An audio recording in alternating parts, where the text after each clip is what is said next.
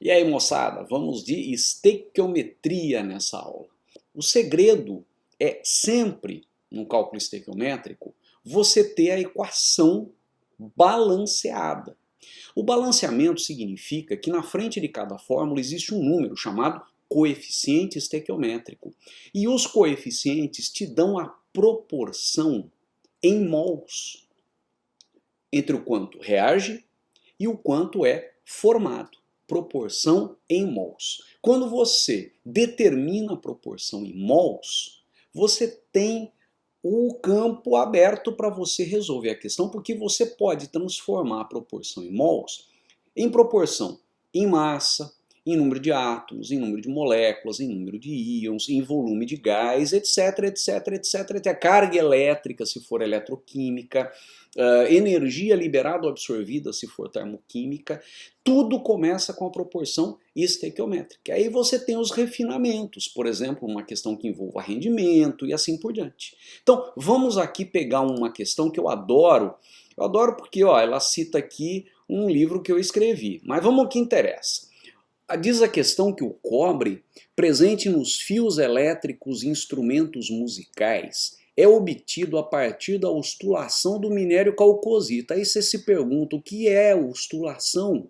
Fique tranquilo, isso é recorrente, né? Aparece um termo, mas você vai entender esse termo à medida que interpreta a questão. Durante esse processo, a ostulação do minério calcosita, durante esse processo ocorre o aquecimento desse sulfeto. Tá aqui, ó, Cu2S, esse é o sulfeto. Ele é aquecido na presença de oxigênio, gás oxigênio, O2, de forma que o cobre fique livre entre aspas, quer dizer, substância simples, e o enxofre se combine com o oxigênio produzindo SO2, conforme a equação química. Aí vem um dado aqui de massas molares e a pergunta, né? Como sempre temos a informação, no caso citando uma fonte, depois o comando e as alternativas, considerando que se queira obter 16 mols do metal. Então aqui ele te deu uma informação extremamente importante. Ele deu a quantidade de matéria. Quantidade de matéria, que antigamente era chamada número de mols, é a quantidade expressa em mols, e no caso ele deu a quantidade em mols do cobre que se deseja obter. Ele declara que a reação tem rendimento 80%. A pergunta é: a massa em gramas do minério, ou seja, do Cu2S, necessária para obter esse cobre. O primeiro passo para essa resolução é partir dos coeficientes estequiométricos para estabelecer a proporção estequiométrica. A proporção estequiométrica sempre é uma proporção molar, é uma proporção em mols. A partir da onde? A partir dos coeficientes da equação corretamente balanceada. Então vamos lá. 1 mol para 2, tirei daqui, ó, 1 para 2. Agora eu vou transformar isso aqui numa proporção envolvendo as grandezas. Grandeza é tudo aquilo que se pode medir. Então eu vou passar essa proporção para as grandezas adequadas. E vou levar em conta que o rendimento, ó, é 80%. Então note que em relação à tela anterior, deixa eu voltar para a tela anterior, ó, eu tinha colocado 1 para 2, só que agora eu estou refinando a minha proporção, colocando aqui 80 sobre 100, 80%. Ou seja, eu não produzo tudo o que poderia produzir, apenas 80% do que poderia produzir. Muito bem, agora eu vou colocar as grandezas que me interessam. Massa, porque ele pediu a massa. E quantidade em mols, que eu já tenho aqui, porque ele quer obter 16 mols. Agora eu elaboro a regra de 3. A primeira linha da regra de 3, aqui eu coloco a massa de 1 mol, que eu calculei no rascunho usando esses valores. E aqui eu mantenho o que estava escrito, porque eu quero justamente quantidade em mol. Aqui a massa que eu desejo calcular, né, para que no processo possamos obter como produto 16 mol de cobre. Efetuando o cálculo, chegamos à alternativa C. Agora, vamos para a estequiometria em solução. A estequiometria em solução cai na tal da titulação, que o pessoal tem muita dificuldade. E, na verdade, O segredo é sempre recair na proporção estequiométrica. E como eu disse, quando você cai na proporção estequiométrica, você pode passar essa proporção em mols para proporção em outras grandezas. Então aí depende da conveniência. Quando falamos em estequiometria em solução, geralmente nós vamos precisar usar massa ou quantidade de matéria. E se precisar usar quantidade de matéria, você vai usar concentração em mol por litro para descobrir quantos mols tem do soluto. Vamos colocar isso aí em prática usando essa questão, uma questão de um nível de dificuldade um pouquinho acima da média, né? Um dos parâmetros de controle de qualidade de polpas de frutas destinadas ao consumo como bebida é a acidez total. Expressa como? Expressa em ácido cítrico, que corresponde à massa dessa substância em 100 gramas, massa de ácido cítrico, em 100 gramas de polpa da fruta. O ácido cítrico é uma molécula orgânica que apresenta 3 hidrogênios ionizáveis. Isso é chamado de ácido triprótico, aquele ácido que libera 3H+, 3 prótons. E a massa molar dele é parará. O quadro indica o valor mínimo desse parâmetro de qualidade para polpas comerciais de algumas frutas. Então, para várias frutas, temos aqui valores diferentes expressos em gramas de ácido cítrico por 100 gramas de polpa. Bom, então ele colocou aqui uma situação para você. Aí você vai falar, pô, mas eu não sei qual é a fórmula estrutural do ácido cítrico, parará. Amigo, aqui está a molécula do ácido cítrico que você não precisa conhecer. O que você precisa saber é que ele declarou que tem 3 hidrogênios ionizáveis. É isso que importa. Na verdade, se você quer saber o que é, são 3 carbonos, cada carbono ligado a um grupo C-O-OH. E, portanto, o ácido cítrico é um ácido tricarboxílico. Por isso que o ciclo de Krebs é chamado também de ciclo do ácido tricarboxílico, porque o ácido cítrico é um dos envolvidos no ciclo de Krebs. Mas voltando ao que interessa, não precisa conhecer isso, porque ele disse que o ácido cítrico tem 3 hidrogênios ionizáveis. A acidez total expressa em ácido cítrico de uma amostra comercial de polpa de fruta foi determinada. No procedimento, nessa determinação, adicionou-se água destilada a 2,2 gramas da amostra. Veja que ele não pegou 100 gramas de polpa, ele pegou 2,2 gramas de polpa. Isso vai ser importante mais para frente. E, após a solubilização do ácido cítrico, o sólido remanescente foi filtrado, ou seja, ele descartou qualquer outra coisa que eventualmente não se dissolveu, mas afirmou que o ácido cítrico se solubilizou na água destilada. A solução obtida, portanto, é uma solução contendo ácido cítrico. Foi titulada com solução de hidroxódio de tal concentração em mol por litro, na qual se consumiram 24 ml da solução titulante, que é uma solução básica de NaOH.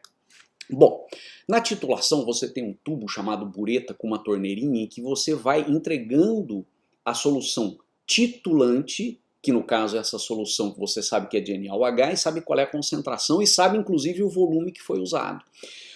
Você vai entregando isso, vai transferindo isso para um frasco chamado Erlenmeyer, onde está a solução que você está titulando, no caso é a solução do ácido cítrico. E existe ali algum indicador ácido base que quando ele muda de cor você para. Quando você para significa a base e o ácido reagiram totalmente na proporção estequiométrica. E você consegue ler na bureta o volume. Assim sendo, ele disse aqui para você qual o volume entregue pela bureta de uma solução de NaOH cuja concentração é conhecida. Bom, pergunta, entre as listadas, a amostra analisada pode ser de qual polpa de fruta? Vamos lá então, primeira coisa é a reação entre NaOH e um ácido que tem 3 hidrogênios ionizáveis, como ela pode ser expressa? Ela pode ser expressa assim, ó, ácido mais base dando sal mais água. Não estou preocupado em fazer o resto, porque o que me interessa é o seguinte, se o ácido tem 3 hidrogênios ionizáveis, então a proporção é 1 para 3, 3H+, com 3OH-, vai formar 3 águas aqui. Então, uma neutralização completa. Portanto, isso é que me interessa para chegar na proporção 1 mol de ácido para 3 mols de base. 1 para 3. Essa é a proporção estequiométrica. Agora eu vou passar a proporção estequiométrica para as grandezas que me interessam. No caso, eu quero massa aqui, porque eu estou tentando descobrir a massa desse ácido. E o ácido eu representei simplesmente por H3 e o resto, H3X. X é o resto que não me interessa aqui da molécula. Então, quero descobrir a massa. E aqui eu vou pôr quantidade em mols pelo seguinte motivo. Se eu tenho a concentração em mol por litro e tenho o volume que eu sei passar para litro, se eu multiplicar os dois, litro vai cancelar e vai sobrar mol. Então eu sei a quantidade de NaOH, soda cáustica, hidroxódio, que foi usado no processo. Vamos em frente então, agora eu monto a regra de 3. 192 gramas é a massa de 1 mol de ácido cítrico. Eu tirei daqui esse dado. Isso reage com 3 mols de NaOH. Assim como, qual a massa de ácido cítrico que tem dentro do frasco onde está acontecendo a titulação? Essa massa reage com uma certa quantidade em mols. Como que eu obtenho essa quantidade em mols? Concentração vezes volume. Tá aqui, ó, multipliquei isso, por isso aqui passei isso aqui para litro. Note que o por litro com litro cancela e sobra mol.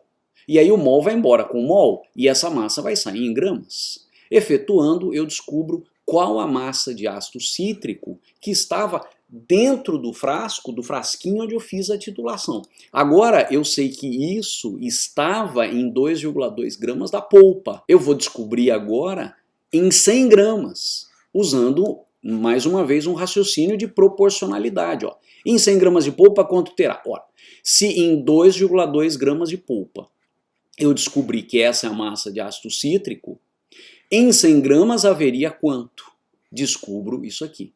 Portanto, essa é a massa de quê? Ácido cítrico. Presente onde? Em 100 gramas de polpa. Agora eu posso ir para a tabela. Relendo a pergunta, entre as listadas, a amostra analisada pode ser de qual polpa de fruta? Aqui você tem que atentar a essa palavra, mínimo, da acidez expressa dessa maneira. Ora, não pode ser acerola, porque o valor mínimo de ácido cítrico na acerola é 0,8 gramas dele por 100 gramas de polpa, e nós descobrimos que tem menos do que isso. Também não pode ser cupuaçu, porque esse número é menor do que o mínimo possível permitido. Também não pode ser maracujá, porque esse valor é menor que o mínimo possível. Agora note que o 0,7 gramas de ácido cítrico em 100 gramas de polpa é maior que 0,3, ou seja, pode ser caju, porque o caju no mínimo tem que ter 0,3. Nada impede que tenha 0,7. Pode ser caju e pode ser graviola, porque 0,7 é maior que 0,6, e, portanto, eu tenho mais do que o mínimo permitido. Assim sendo, caju ou graviola, alternativa C. Mais uma vez, então, nessa revisão, a gente depara com uma situação em que o cálculo é necessário para chegar à análise de uma tabela, ou às vezes de um gráfico, ou qualquer outra fonte de informação, e aí sim chegar nas alternativas. Esse problema que eu acabei de fazer com você é uma titulação, como você viu. E é uma titulação onde eu precisei, por conveniência, manter aqui em mol e aqui passar para grama. Mas, frequentemente, em muitos problemas de titulação, a gente vai trabalhar aqui com quantidade e quantidade. E é isso que vai acontecer nesse outro problema. Fazer uma prova com rapidez não é fazer a prova com desespero. Rapidez não é a mesma coisa que correria. Fazer com rapidez é fazer uma boa leitura, uma primeira boa leitura, claro que às vezes tem que voltar, fazer uma segunda, uma terceira, e na primeira ou na segunda boa leitura você já percebe quando uma questão é trabalhosa. É uma questão que você sabe fazer, mas é trabalhosa. Essa que eu vou fazer agora, ela é uma forte candidata a que um bom aluno marque como uma que tem que ser deixada para o final. Claro, você vai batalhar até o último instante possível na prova, mas você vai deixar para o fim aquelas que tomam mais tempo. Vamos lá então. Laboratórios de química geram como subprodutos substâncias ou misturas que, quando não têm mais utilidade nesses locais, nos laboratórios, são considerados resíduos químicos. Para o descarte na rede de esgoto, Perceba que nós não estamos falando de outras formas de descarte. Ele aqui restringe ao descarte na rede de esgoto. O resíduo tem que ter certas características. Ele deve ser neutro, neutro no sentido ácido-base do termo. Tem que ser livre de solventes inflamáveis e de elementos tóxicos, como chumbo, cromo e mercúrio. Uma possibilidade. Possibilidade do quê?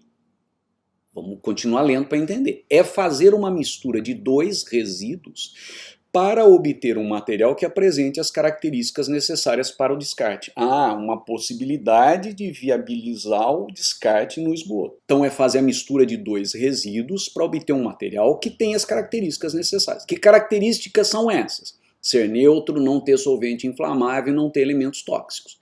Considere que um laboratório disponha de frascos de volumes iguais,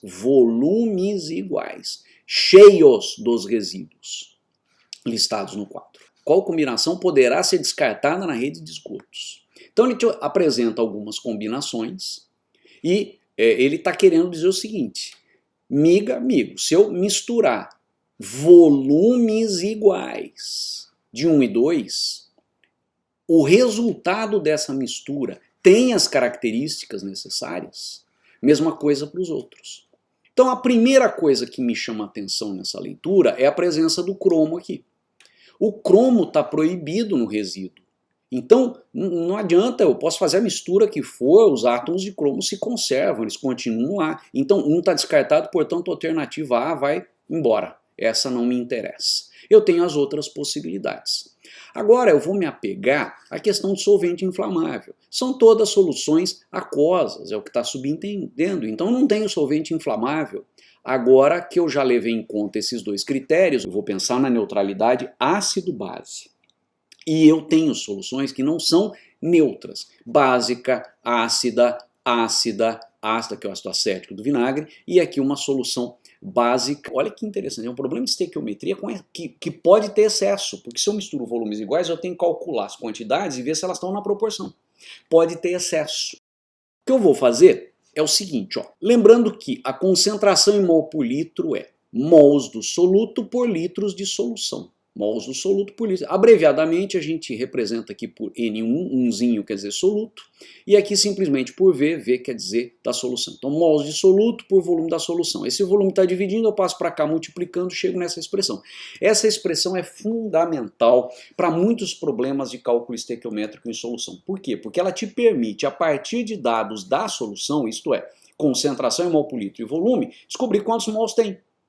E é o que eu vou fazer. Para cada uma dessas, eu vou fazer a multiplicação disso pelo volume. Só que o volume eu vou deixar literal, V, porque são volumes iguais. E aí eu terei quantos mols disso e disso eu tenho. E aí eu vou testar a proporção.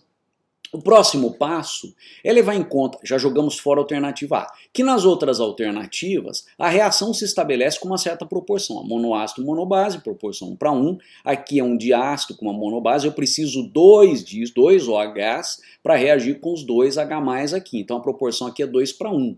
Aqui ácido acético é monoácido, com bicarbonato é uma efervescência, revise a aula de química inorgânica de revisão, onde nós vimos que o bicarbonato reage com 1 H+. Então esse H+ aqui do ácido com esse bicarbonato reagem na proporção 1 para 1. E no caso da alternativa E, nós temos aqui o bicarbonato reagindo com os H+ do ácido sulfúrico. Como ele libera 2 H+, eu preciso 2 mols disso para ter 2 bicarbonatos, cada um para reagir com H+. Então o que está em vermelho é a proporção. Perceba que eu não estou perdendo tempo de equacionar, porque eu simplesmente fui ali analisando a proporção. Claro que se você tem um pouco mais de dificuldade, você teria que fazer a equação completa. O que nós vamos fazer agora para fechar a resolução? Nós vamos pegar essa expressão para cada um. 0,2V, de onde eu tirei isso? NaOH, 0,2 vezes V. HCl, 0,1 vezes V. Por que eu estou usando o mesmo volume? Porque ele fala que os resíduos estão em frascos de volumes iguais cheios. Então o volume é o mesmo qualquer que seja ele. Fiz isso para todos. Claro que o volume agora não me interessa mais. O que me interessa é a proporção entre os números. 0,2 está para 0,1 na proporção certa? Não. Tem excesso de base. Não está na proporção. Então está fora da proporção. Portanto, a alternativa B está descartada. Alternativa C. 0,2 está para 0,1 como 2 está para 1? Sim, isso está para isso como 2 está para 1. Alternativa C, perfeito. Aqui, isso está para isso na proporção de 2 para 1, não está na proporção certa, D está fora. E 1 para 2 é a proporção e a quantidade real é 0,1 para 0,1, proporção 1 para 1 está fora, portanto existe excesso de um e falta de outro. Portanto, nós temos aqui uma resolução que nos conduziu à alternativa C. Veja, o problema depois de resolvido, ele não é um problema extremamente complicado, mas ele é um problema que requer um certo tempo para fazer. E numa prova com muitas questões. Portanto, essa estratégia é uma estratégia importante para o bom aluno. Ele, quando percebe que uma questão é difícil, ele vai garantir difícil ou trabalhosa, porque no contexto de falta de tempo, trabalhoso significa difícil, porque toma um tempo importante que você pode usar em outras questões. Então, use isso como uma estratégia importante. Você deixa para o final aquelas questões que numa boa leitura, numa leitura bem feita, você percebeu que você sabe fazer, mas requer muita atenção e requer uma elaboração um pouquinho mais detalhada. Beleza, gente? Então é isso aí por hoje, por essa aula. Nos vemos na próxima. Tchau, tchau. Uma ótima preparação para você.